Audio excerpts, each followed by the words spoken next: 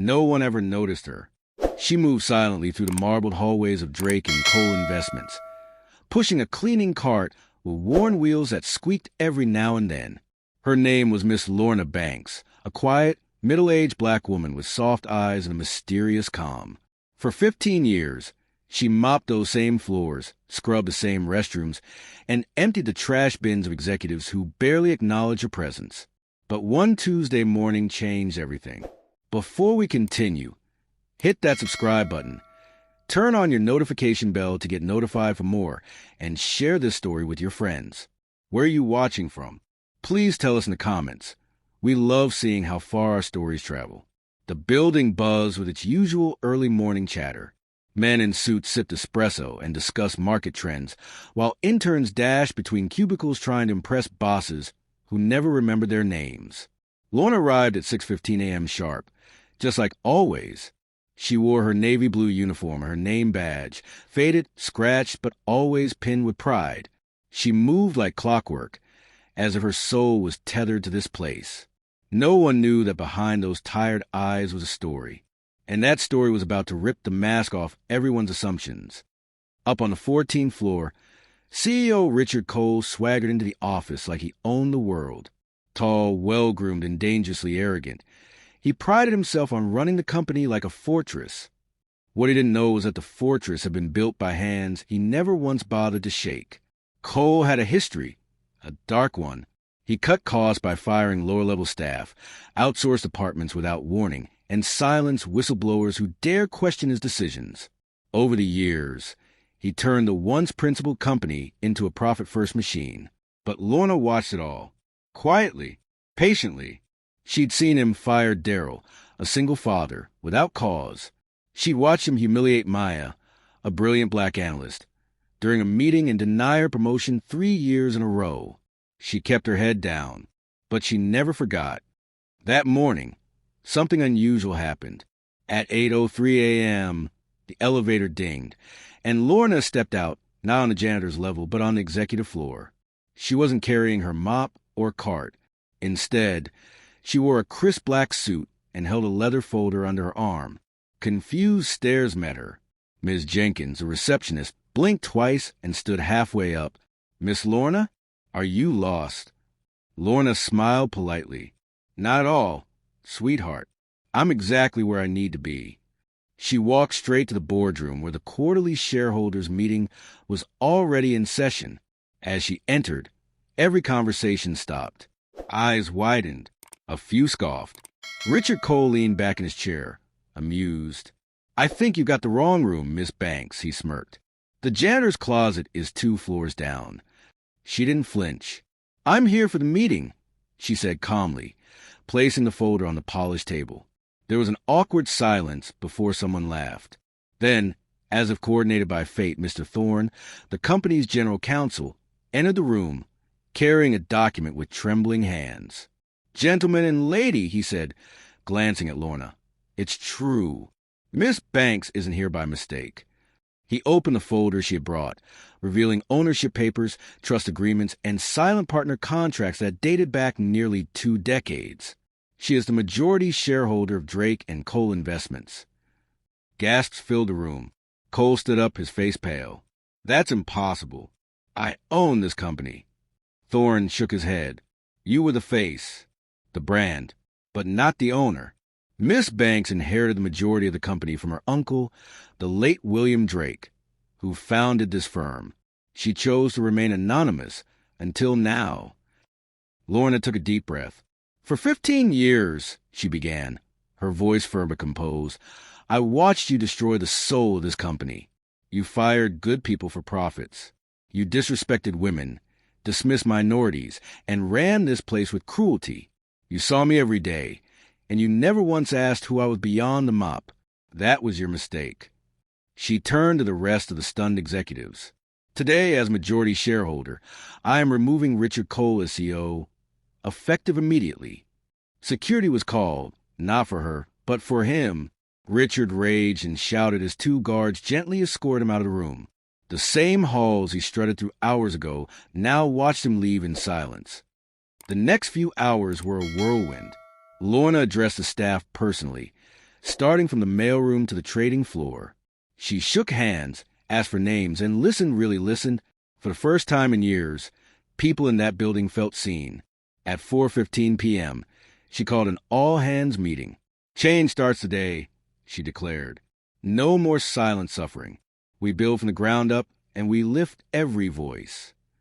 Cheers erupted, but in the crowd stood Maya, who whispered to a coworker, "I knew there was something different about her. Always kind, always watching." In the break room, janitor uniforms still hung. One was missing, because the janitor wasn't a janitor anymore. She had always been the queen of the castle. She just waited for the right time to reclaim her throne. Moral lesson: never underestimate people based on their appearance or role. The most powerful individuals often move in silence, observing, learning, and waiting. True leadership isn't about ego. It's about integrity, humility, and courage. What you build on arrogance will one day crumble at the feet of someone you ignored. How do you treat the people who serve you quietly? Your janitors, your drivers, your assistants. Would you recognize greatness if it was disguised in humility?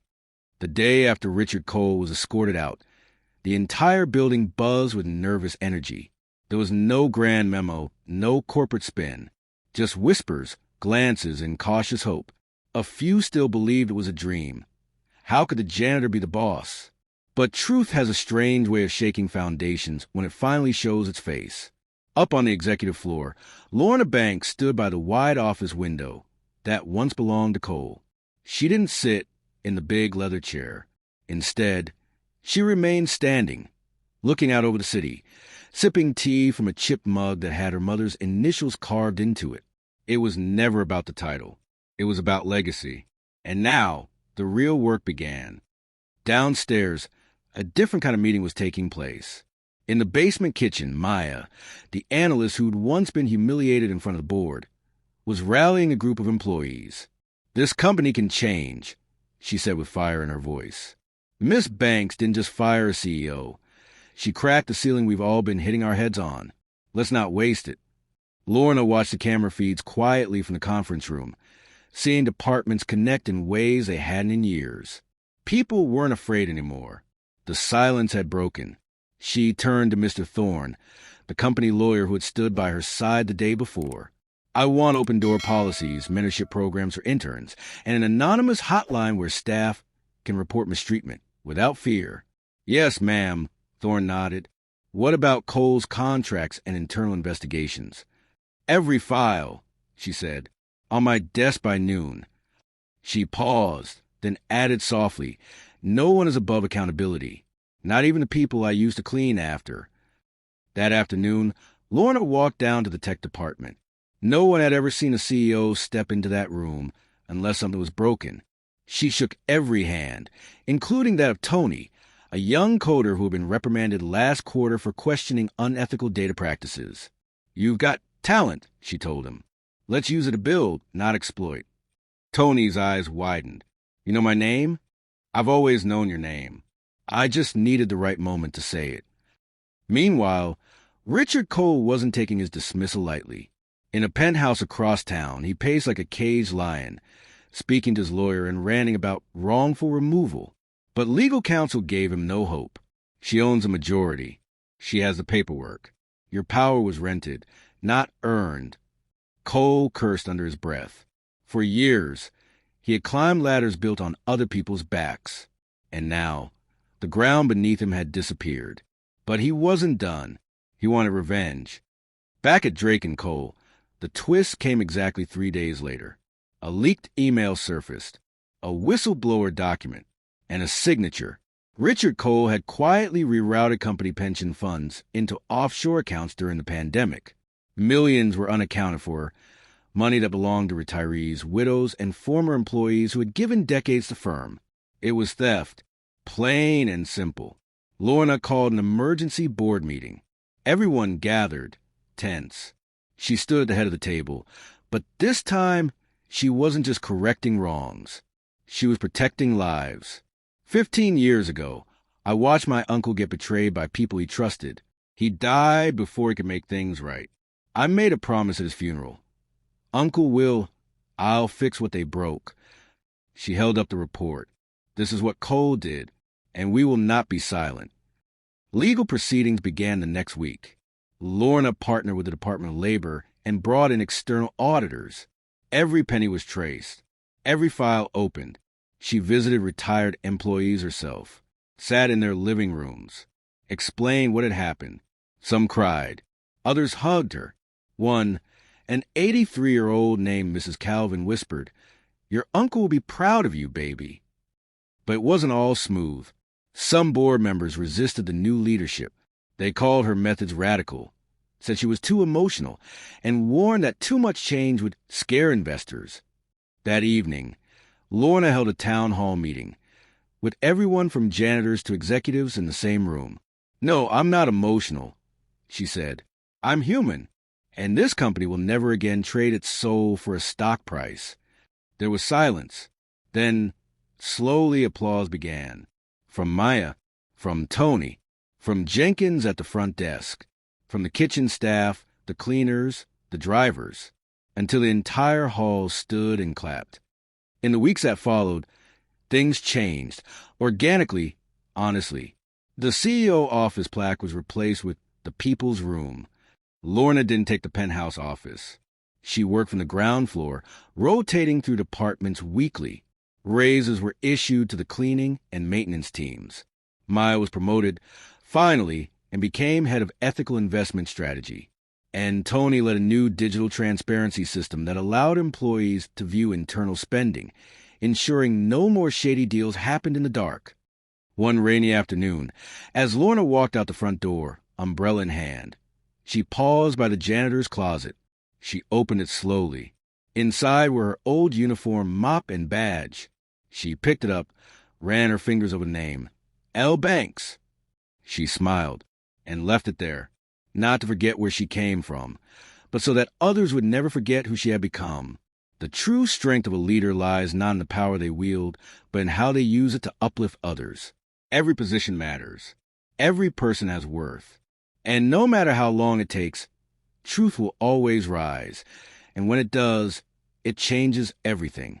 Have you ever judged someone by their job title or appearance?